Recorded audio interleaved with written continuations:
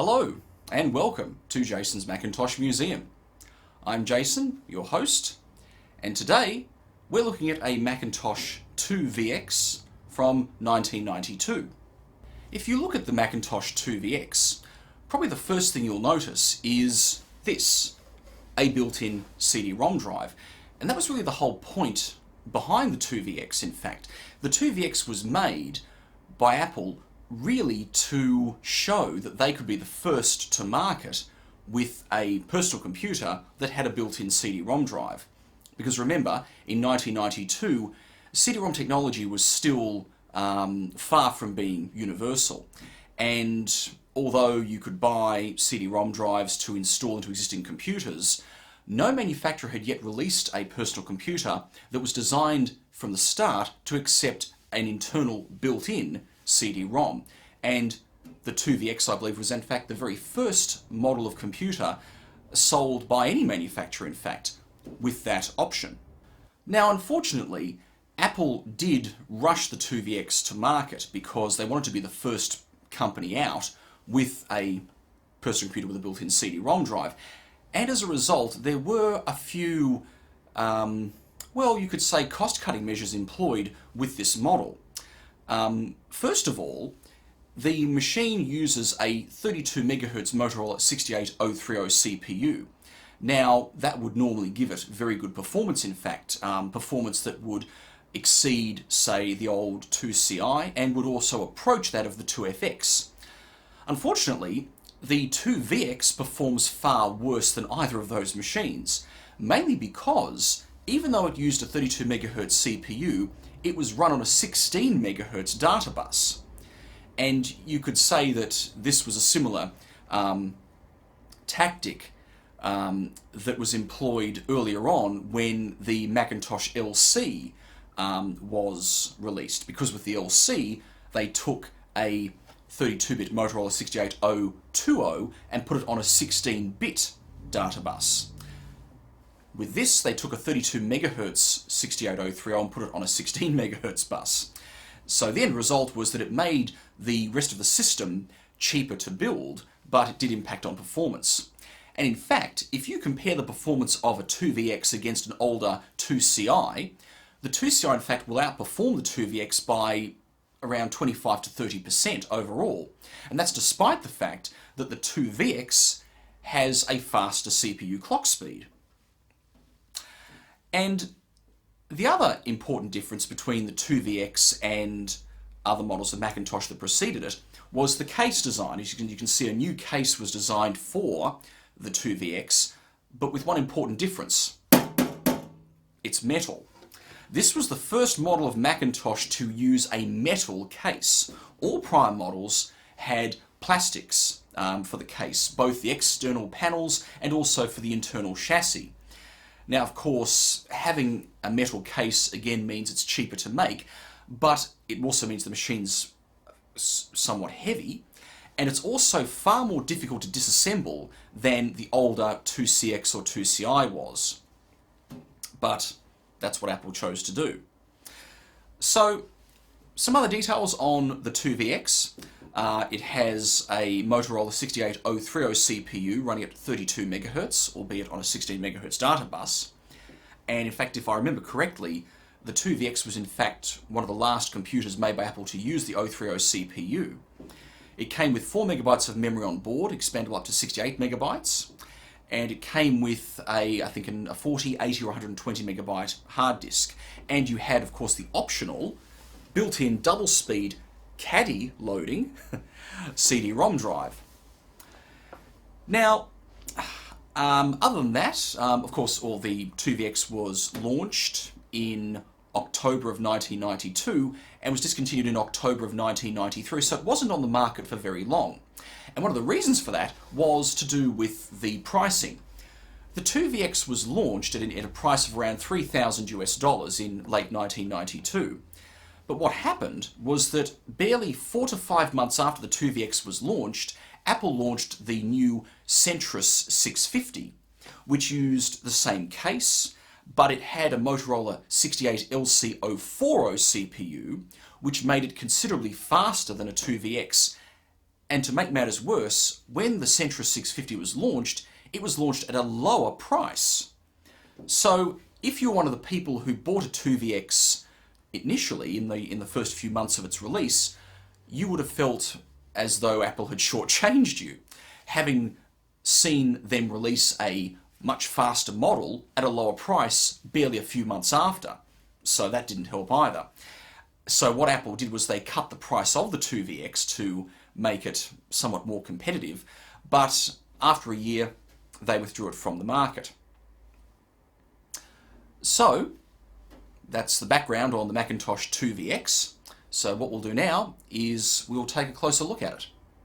Here is the front view of the Macintosh 2VX, and as you can see, it is an all-new case design, which incidentally was also used by the 2VI and the Centris and Quadra 650, and also in fact the Power Macintosh 7100. So looking at it, in fact, it's a bit hard to tell that it's a metal case, and in fact the front panel is still plastic, but the panel at the back is metal. And you'll find when we take the machine apart, all the internal components are also metal. So starting from the top, we have the Macintosh 2VX nameplate. And then across from there, we have the built-in 1.4 megabyte auto-inject SuperDrive. And then below that, we have the optional double-speed caddy loading CD-ROM drive. And you can see that it has all the various tags which indicate that it can support CD digital audio, QuickTime, the old codec photo CD standard, which I think is totally obsolete now, and even a little tag to indicate that it's a double spin CD-ROM. And you can see that it's a caddy loading disc, a caddy loading drive. Focus, focus, focus, focus. There we go. You can see the word CD caddy up there, which indicates that this drive requires a physical CD caddy to be used to house the disk prior to insertion. There is no tray loading system on this drive. And in fact, a lot of CD-ROM drives in the early 90s did use a caddy. I think the idea behind it was that it was there to help protect the disk, but I think and also maybe to reduce the complexity of the loading mechanism, I'm not quite sure. But it didn't last very long, of course, and by the mid-1990s, almost all CD-ROMs were tray loading or slot loading. And then across from the CD-ROM, we have a grill, I believe it's for the built-in speaker. And then below that, we have the reset and interrupt switches. And then over on this side, we have the power LED. So there's the front of the 2VX. There's nothing to really see on the side, so what we'll do now is have a look at the back. So let's just rotate it around. There we go.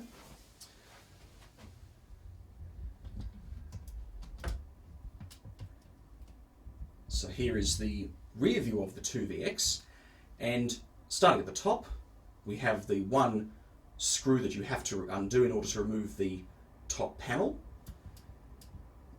Over here we have the power inlet and the monitor power output ports. This is the grill for the power supply's cooling fan. Then over here we have the information label, which is strangely on its side on this model. But you can see there it's model number M1350, assembled in Singapore.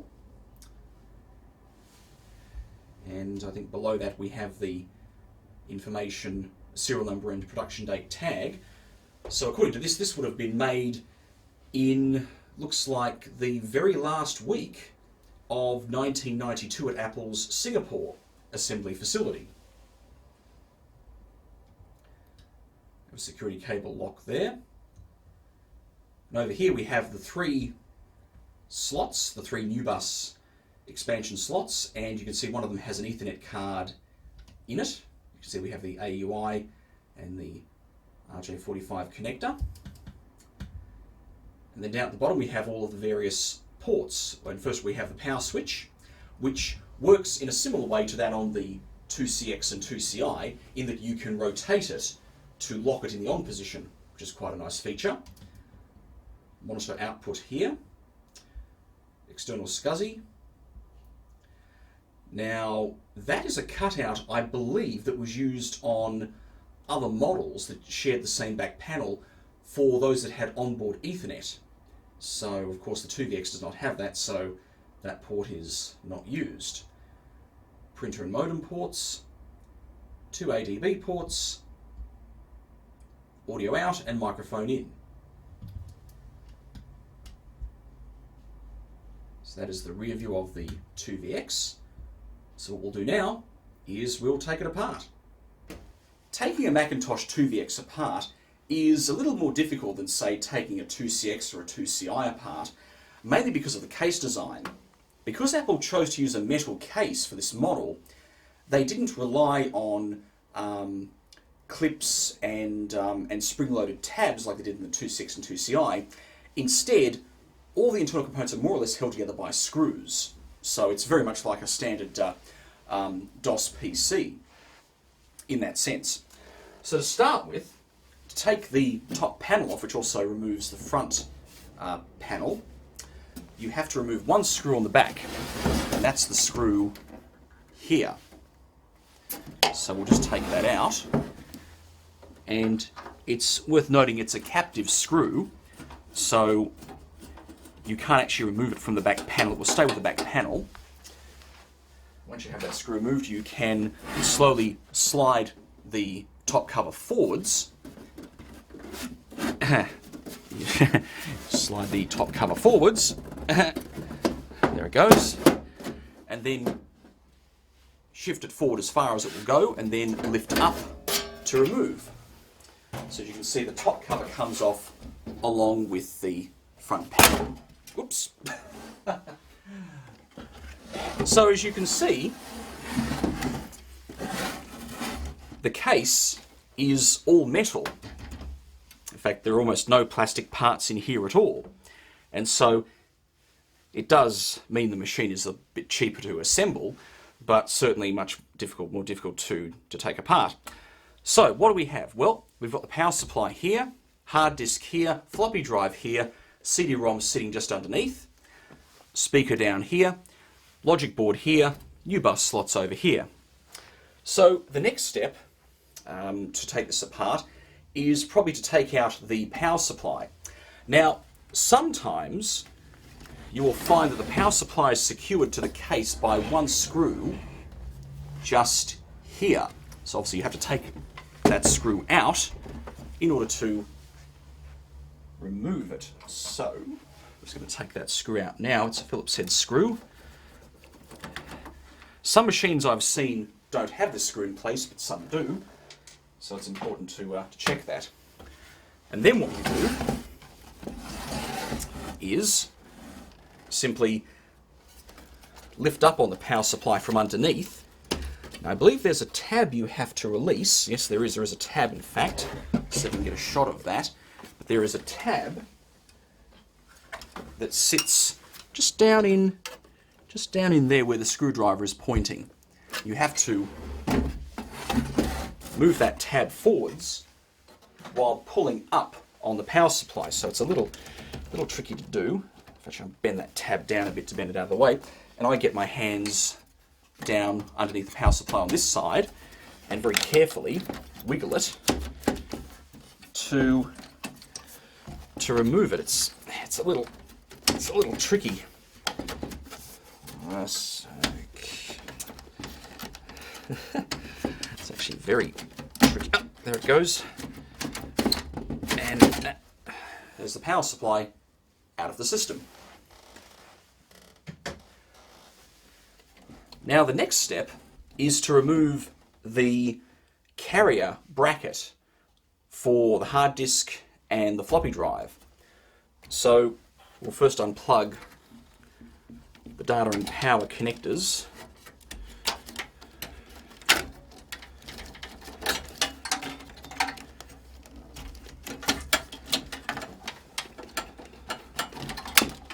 There we are. Now, to take out the floppy drive, there is one screw which is actually missing on this, a screw that would normally sit here that you have to undo. And once you do, you can then lift the back end of the floppy drive up and release it. Same for the hard disk. There is one screw here that you have to remove.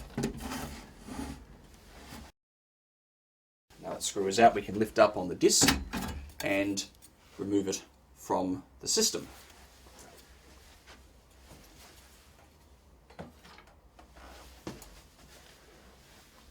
What we can do now is to take out the CD-ROM, which you can see is sitting just here. Now to do that, there are two tabs, one on either side of the drive, one here and one over here. And you have to push in on them while pulling the drive forwards. So, let's see if I can do this.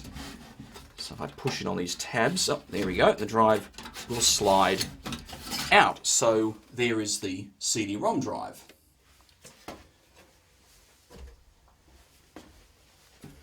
What we'll do now is to remove this large bracket here that holds the drives and the power supply.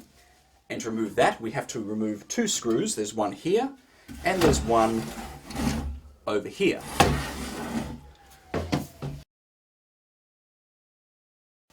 Now we can lift up on the front of the bracket and disengage the hooks here.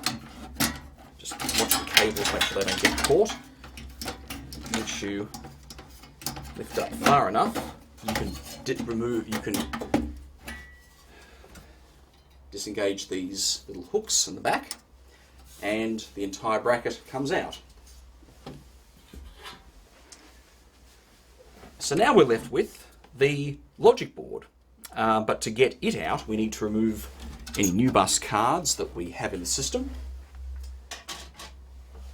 We'll take out all the cables for the drives, just unplug those.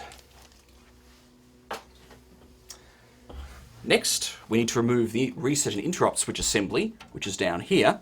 So to do that, a little tab down here, you pull up on it, and then you can pull it up and out of the case. Now, the speaker doesn't have to be removed in order to take the logic board out, but if you wanted to remove it, you simply undo the 4 screws here and pull that out from the front. But for now, we'll just unplug the connector. So now we have to take the logic board out. Now to do that, we have to remove one screw here. And what we can now do is slide the logic board forwards and lift up to remove it.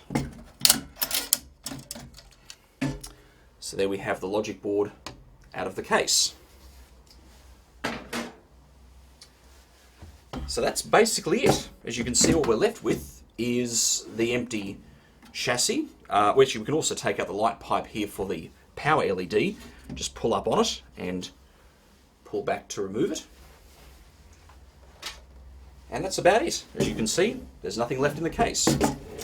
Now, I don't believe you can separate the plastic rear panel from the case because, as you can see, what Apple have done, they have basically welded it into position with these little blobs here, and you can see. So I would say if you tried to pull it off, you'd probably break these off. So it's probably not a good idea to do so. But that's the 2VX all taken apart. So we'll now have a look at some of the components. Here is the logic board out of the Macintosh 2VX. So starting from the top, we have all the various ports up here.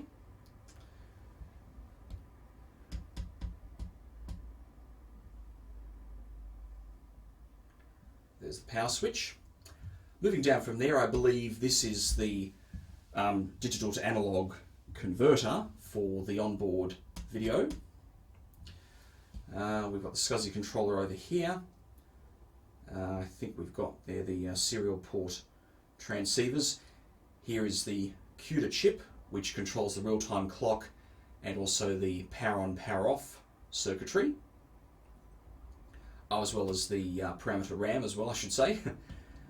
Let's see. DFAC, not sure what that is. Here are the three NuBus expansion slots. And then to the right of those, we have another slot, and that looks like a processor direct expansion slot, I believe.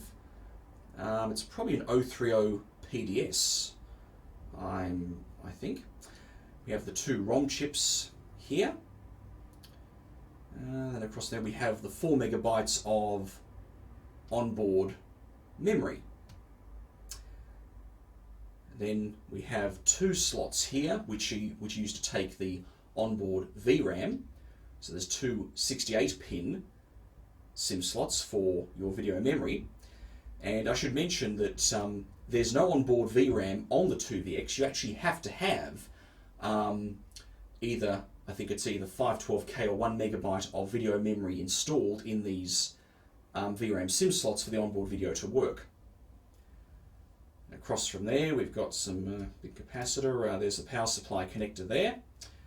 This is the SWIM, the SWIM chip. That's the floppy controller. And then moving over from there, let's go down. There's the NuBus controller there. Battery holder there. What else have we got? Here is the onboard SIM slots for main memory expansion. We have four 30-pin SIM slots. Main CPU here, the Motorola 68030 running at, well, it's showing here as 33. It's actually clocked at 32 megahertz on this model. And to the right of it, we have the companion Motorola 68882 numeric coprocessor, also clocked at 32 megahertz. Clock crystals up here. And looks like a Glue Logic chip here. Across from there, we've got the SCSI controller for the hard disk, SCSI connector, I should say, the floppy connector, and the power connector for the hard disk. This is the 32 kilobytes of level 2 cache that was fitted to the 2VX. And I think that's the cache controller there.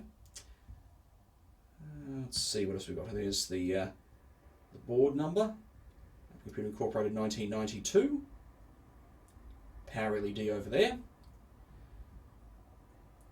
Then the speaker connector there, and the reset and interrupt switches there. Bus transceiver chips for the NuBus slots, and the 40 megahertz clock crystal for the NuBus slots. Right, well, I think that's about all for the logic board out of the 2VX. So we'll have a little look at the hard disk now. Here is the hard disk out of the Macintosh 2VX, and of course, as you can see, it's not the original disk that would have come with it. This one is in fact a spare that I had lying around, and I installed it in the 2VX to get it working. So this one's actually a digital brand disk, although it does look as though it's a rebadged Seagate from what I can tell. And this one though, digital RZ, looks like an RZ25E. I'm not sure what the equivalent Seagate model is, but I believe this is about a 400 megabyte SCSI drive. It doesn't give you any information there as to the capacity or the specifications. Oh, made in USA. But I'm pretty sure it's a Seagate underneath. But it's a standard 50-pin SCSI disk, so it'll work in any model of Macintosh that supports SCSI.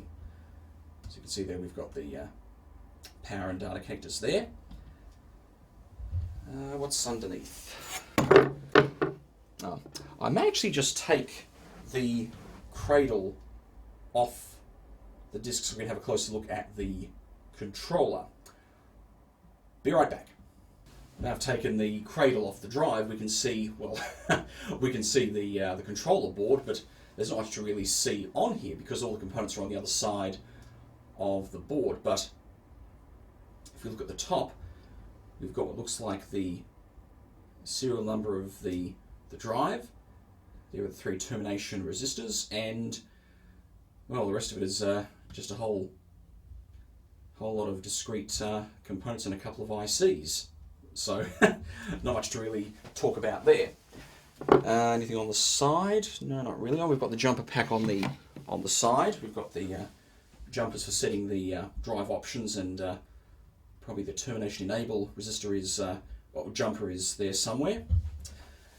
The front, no, not much to really see there. We've got the indicator LED and a few more jumpers, but that's about it for the drive. So that's enough for the hard drive. Let's have a look at the double speed CD-ROM. So this is the CD-ROM drive that was shipped with the 2VX, and now let's really look at from the top. We've got the standard class 1 laser product warning. Termination resistors up here, because of course this is a SCSI CD-ROM. Not much else there. I'm actually trying to work out who actually made this drive for Apple, because there were a few manufacturers making CD-ROMs back in the day. There was Panasonic, I think Sony were making them, Plextor were making them.